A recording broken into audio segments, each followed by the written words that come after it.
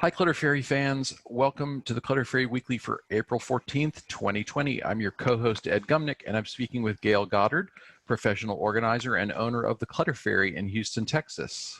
Hi, everybody. How you doing? The Clutter Fairy Weekly is our webcast and podcast where we offer organizing strategies and tips and answer your questions that you put in on our channels and tackle the topic suggestions that you put on our channel. So we appreciate that you do that every week. If you're joining us in the Zoom meeting for the first time, you can share your comments and questions via the chat, and I'll try to make sure Gayle addresses them before we move on to another topic. You can also use the raise hand feature to let me know that you'd like to ask a question or make a comment yourself via audio or video. We're streaming the webcast live on Facebook, so you can also share your questions and suggestions there, and I'll relay them to Gayle. And during the live webcast each Tuesday, you can talk to us directly by calling 669-900-6833. Use meeting ID 993-419-863 to join the meeting. Gayle, the first thing I wanted to talk about today is a comment we got from Darlene, a viewer on YouTube. Darlene said, "Seems like a lot of people save souvenirs of their earlier lives, kind of like they're turning their home into a museum about their lives rather than using it as a place for them to live now." Absolutely. And the Clutter Fairy motto has always been clear your clutter, love your life. And I'm always happy with the idea that less is more, but other people prefer more artfully arranged. And so some people enjoy making their homes be a reflection of their experiences so that it looks like a museum. Whatever your preference of living and decorating style is, keeping your house set up to be a comfortable place to live is really important right now. And not just because you want to impress your friends with how great your house looks, but for your own health and well-being as you age in place, for sure. And I bet a lot of people that are trapped in their houses right now for endless weeks, and they don't get to leave the house and leave the clutter behind and ignore it. They're having to live in it and with it. And I'm sure that experience of drowning in your piles is really affecting your quality of life during this shut-in time, I guess is the way to say that. It really will give you the experience of, this is what it's like for my environment not to suit me, and this is how my environment affects my quality of life. Yeah, Darlene's comment really resonated with me because I think there's a lot of people feel a tension between their past lives and their present lives. And when I was younger, I felt a certain amount of pressure.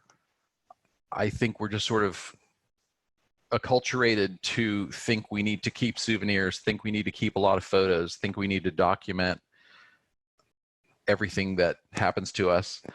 And some people love to document everything they do in scrapbooks and photo albums and the shot glass that they picked up at every, on every vacation, and souvenirs and mementos. And other people are more oriented toward like living right now, living the present moment, enjoying the current experience. And I don't, there's no right or wrong there, just a spectrum of personalities. But I think where stuff crosses over into clutter is when you're holding on to stuff that is out of sync with where you are on that spectrum. Well, and also when you surrender more living space to memory and history than you do allow yourself space to live. And that's always been my biggest issue. It's all well and good to keep your keepsakes and you're keeping all these things because they remind you of things. But if you are surrendering a huge quantity of your square footage to hold memories, you are constantly shrinking the amount of space that you have to live in. And I think that that's designed to make you more and more uncomfortable the older that you get, right? The longer your life goes on and the more mementos and the more memories and the more keepsakes you have, the less and less space you're going to have. And so I always want people to focus, and I always hope that they will focus on making sure that if they keep a bunch of memories, then if they keep a bunch of memories, then they make a choice about how much space they're going to surrender to living, to holding the memories versus giving up living space. And then also that they maintain the collection at a volume that they consider that they can manage, they can keep up with, they can keep clean, that they can, you know, find appropriate space for, that it isn't all keepsakes that are in boxes stuffed in closets or under beds or whatever. The collection should really be manageable and viewable and usable, and it should not be eating away how much space you have to live. That balance, I think, is the important lesson to get out of this conversation, is make sure that you, regardless of how you feel about your memories, make sure you always have a sufficient space for you to live in that is comfortable and easily maintained and cleaned and safe for you and your family. And that would be my ultimate goal for you out of this process. Well, and that really connects to and leads into the main topic that we wanted to talk about, which was, and this was suggested by a couple of different viewers on YouTube, life-changing effects of decluttering, small and large ways in which your life can be different after organizing. So that's what we're going to talk about. So we thought we would give some ideas and concepts about some stories and project results of people who have done it and what it's been like. And so the first one that came up for me was organizing and decluttering, clearing your space, however you want to name and claim that project. One of the results of that process is that it refreshes your creativity. And this came up because one of my beady friends on Facebook made a complaint that she wasn't feeling very creative during this pandemic, that I guess that the fear and being shut in and the experience of having her routine disrupted had just shut down her creativity. And so my suggestion to her online was go in and sort and organize her beads without a project in mind. Don't think about what you're going to make out of them. Just go and play with the beads and pull them out, sort them, regroup them, whatever. And the process of fondling and playing with the beads will refresh her about what she has, what she owns, and the possibilities that are represented by these cool things that she has. You can't imagine possibilities for things that you don't remember that you have. And so that refresh process happens when you go and sort and organize the things. And so whether it is beads so that you can do something creative with them, or whether it's the shoes you own and you can go refresh the shoes and remind yourself what pairs of shoes you have and what really doesn't work anymore. You can't imagine the possibilities unless you know exactly what you have. Well, that connects to an experience that I had, which is sort of in one of my areas of creative expression, which is cooking. Yes. When we unpacked from our move, we sort of threw everything into the pantry in just kind of a rough order because, you know, we just needed to get it out of the boxes and unpacking. Because unpacking. Yeah, because Right. unpacking, because that's all we need to say. Right. But then, you know, a few weeks ago, once we were shut in, I took the time to pull everything out and put it all on the dining table and group related things together, and then put them back into the pantry, separated into departments, you know, cooking or baking stuff and rice and beans and tomato products and so on.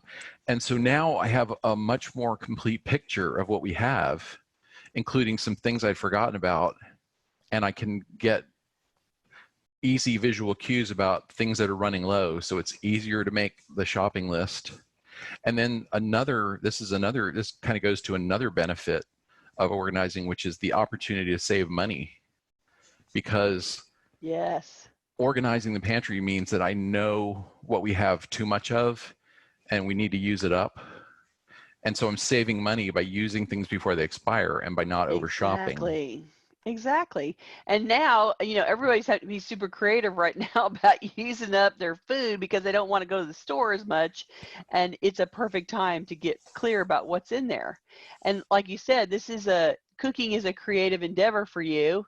And so for you to go in and fluff your ingredients to play with your stuff makes it clear what you have. And so I know some people remember vaguely that everything that they think they remember everything that they own, but the truth is you remember some things, but you probably don't remember all. And if it's been a while since you've been into a cabinet or a piece of furniture or a drawer or whatever, when you pull it out, I hear this time and time again.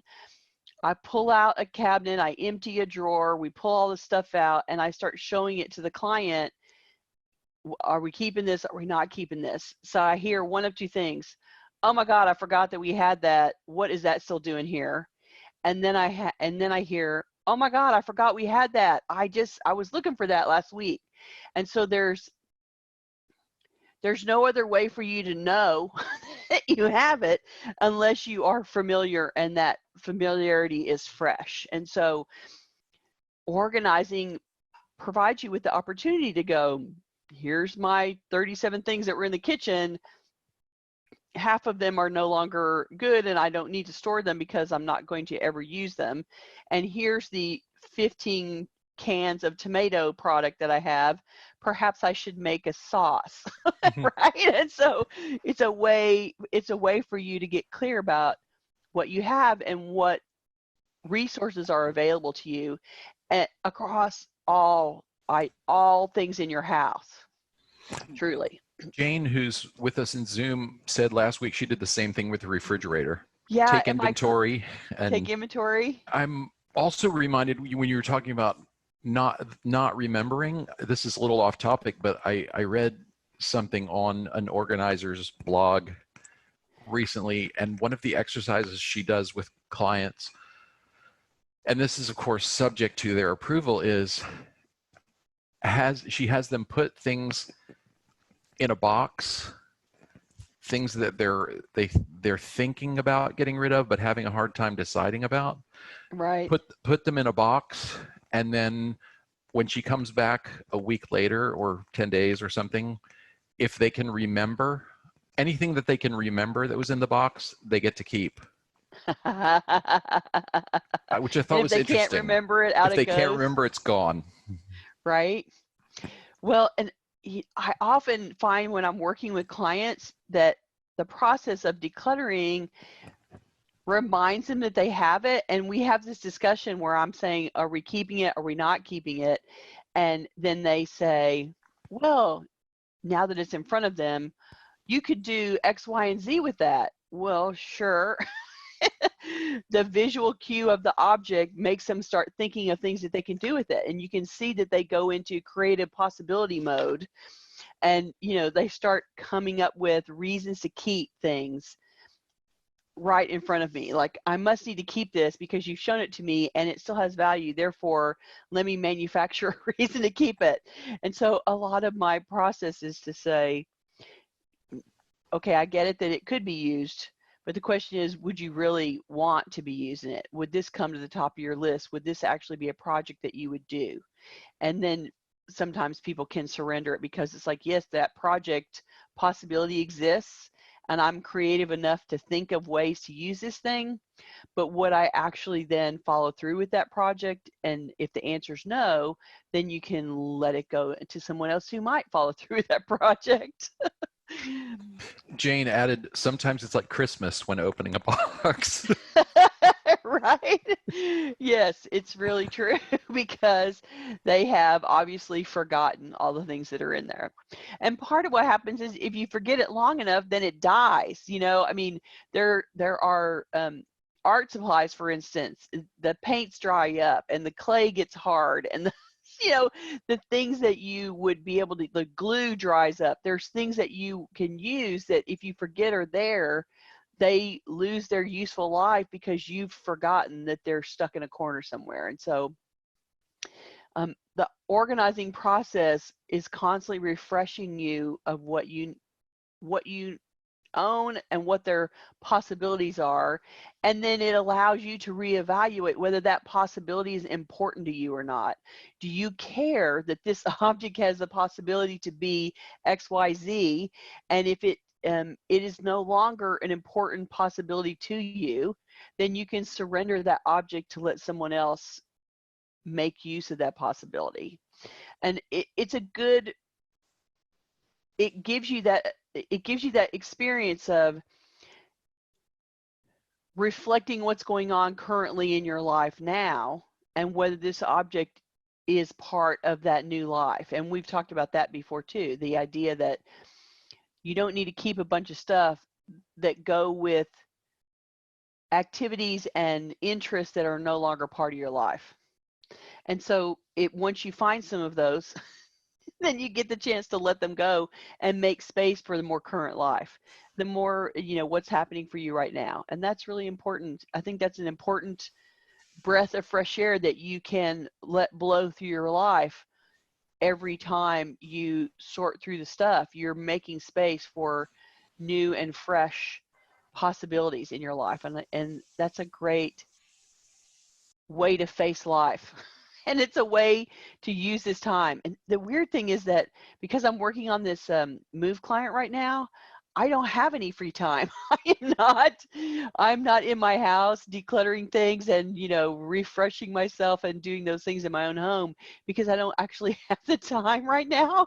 So I'm a little jealous on the one hand that you guys get a chance to take this pause in time, that everybody on the planet is taking this pause simultaneously, and you can go in and do it without pressure and without getting in trouble with your boss and without disrupting your life very much. And so there's a part of me that's wishing that I could be doing that instead of helping somebody pack. There you go. We talked about saving money. We talked about new possibilities. We talked about creativity. Did we talk about freedom? No, we really didn't. Go ahead. Okay. So many people report that they feel a greater sense of freedom when they get control of their stuff. So our fan Rowan, who is always commenting, and she watches all of our stuff, we really appreciate your support, Rowan. She says, I know that I feel so light and free that my life depends on so much less stuff than before. And I think that that's one of those things that creeps up on people as the collection and the stuff gets bigger and bigger and bigger in the house. It's like, the lobster that's slowly boiling in the pot and doesn't realize it.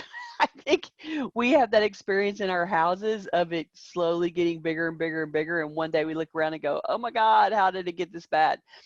It is a process that happens over time. And when you don't realize how much constraint has happened because of the stuff. And so there's a big freedom in shedding some of that stuff, going through and organizing it and letting some of the stuff go.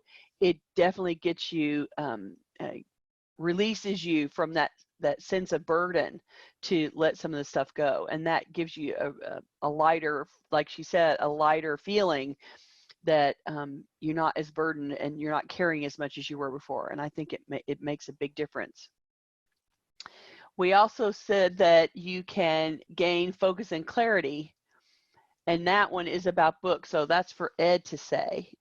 It gets to talk about books. Yeah, and we've said this many times. We've suggested making an occasional keep, toss, pass through your books.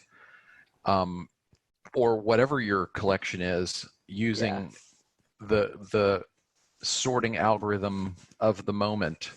So that might be, for books, that might be, right now I'm only going to keep books that I can imagine reading in the next 12 months, because that's all I have room for. And when you do that keep, toss, pass, you free up shelf space, which makes it easier to categorize and reshelve what remains.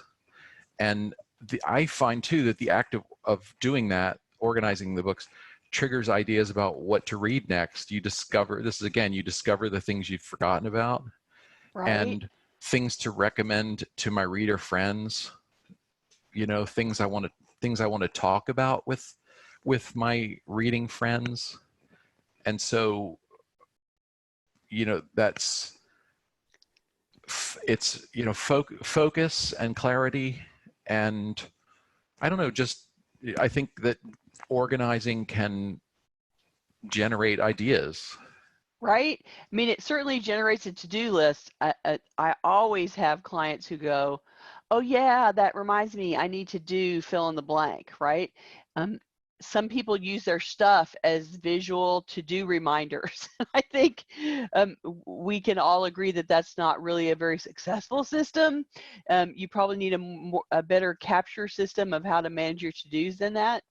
But it does spark ideas about things that you are supposed to do, things that you would like to do, things that you are suggesting to do. And having that stuff trigger an idea is the whole point of getting in there and playing with the beads, right? Getting in there and tossing the stuff around.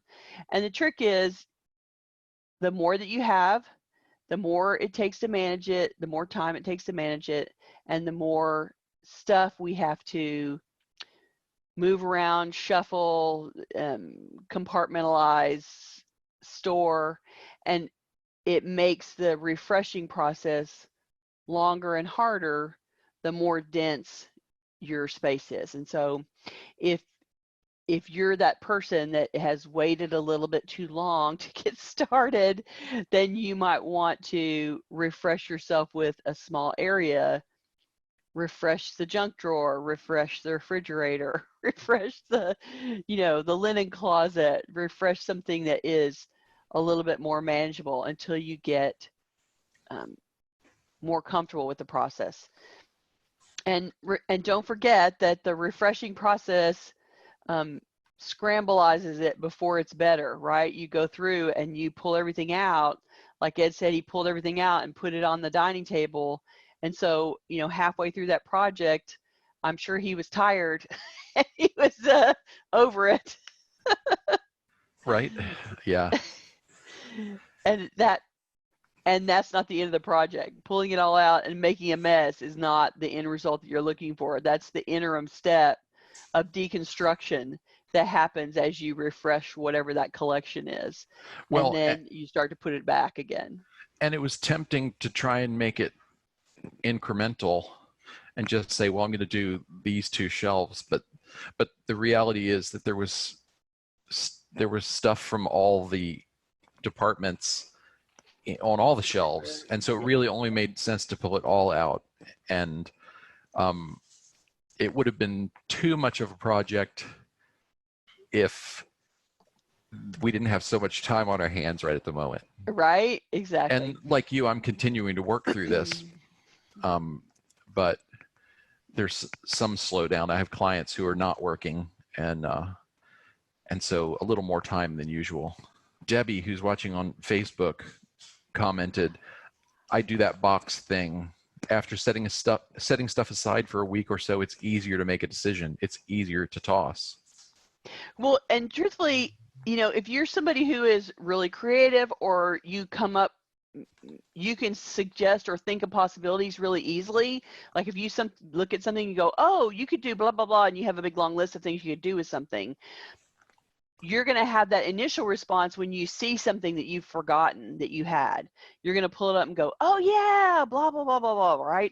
And you're going to run through this big long list of things.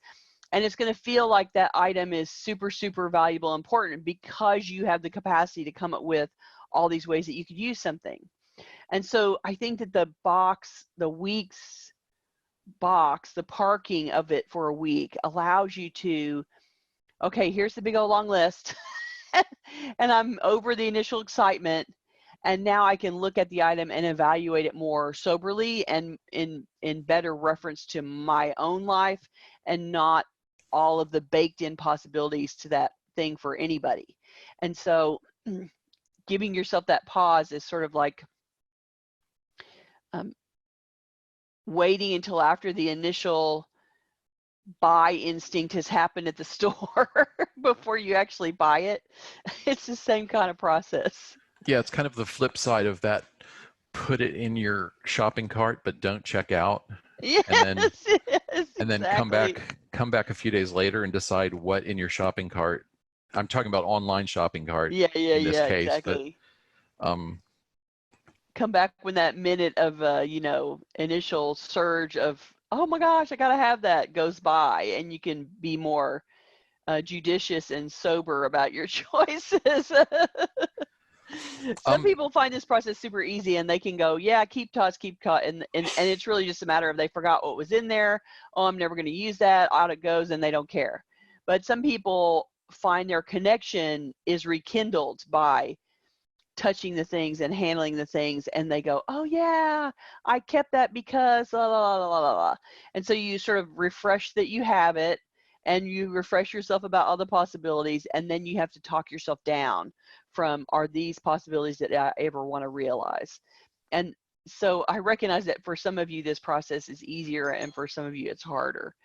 And sorry to be sorry that that's true. And this is why you need a partner. If you're struggling, you get somebody to sit there and talk you through it, like an organizer. Let me just make that little plug for organizers in the universe. Petra made a comment that connects back to our first topic. Okay. She said, I remember when we flew over the Nazca lines. I was trying to take pictures, yet at some point I decided to simply watch the lines from above and look up pictures online later on. They would be better anyway than what I would shoot. Isn't that the truth? That is so true. And if you have to have pictures of your experience, you just want to remind yourself that you also want to have the experience, not just photograph the experience. And that's Frankie making his commentary. Hello, Frankie, come here. Sorry, he's joining the conversation. Come here, you got to say hi to everybody now because you've announced yourself. Okay. There's Frankie. Say hi, Frankie. Siamese voice, Siamese cat. Okay, go play. Go play somewhere else. Okay, there you go. I think we kind of covered everything on our list. Yes, we did. And we want to say, this process, this is this little window in time where you can do all kinds of things because you're sitting at home. And if you, get started on one now, it's one less that you have to deal with when you go back. Because, when we go back to work full time and everybody's back in their regular routine, we're going to go back with a vengeance. Nobody's going to want to stay home in their house. Nobody's going to want to think about a thing about anything in their house. And so, you're given this window and you know that it's going to close someday. So now's the time. Frankie says, yeah, that's what you should be doing.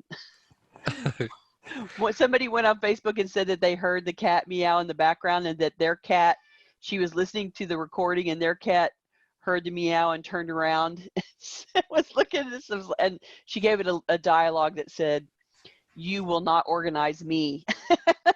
Like, yeah, we all have our little cats helping us to get through this moment in time. Okay, I want to remind our viewers and listeners that we have a YouTube channel with more than 100 videos on a wide variety of organizing topics. It's true. And you can find them by going to cfhou.com/YouTube. Ta-da! If you subscribe on YouTube, you'll get notifications whenever we post something new. I also want to remind people that our next webcast will be on Tuesday, April 21st at noon U.S. Central Time, live in Zoom and streaming on Facebook. If you're watching this on YouTube, we'd love for you to join us live. To get notifications about upcoming events, you can join our meetup group by visiting cfhou.com/meetup. You can also follow us on Facebook by going to cfhou.com/Facebook, or subscribe to our mailing list by visiting cfhou.com/subscribe. We love to hear from you, so please send us your questions and topic suggestions in the YouTube comments or on any of our channels, and you can always reach us through our website at clutterfairyhouston.com. We love that you guys come and listen to us talk every week. It's so much fun. And I know that you guys are joining us because you're shut in as well. So we're happy to help you be entertained while this is going on. We will be back next week, and we appreciate you so much. Thanks a lot. Bye-bye. Bye.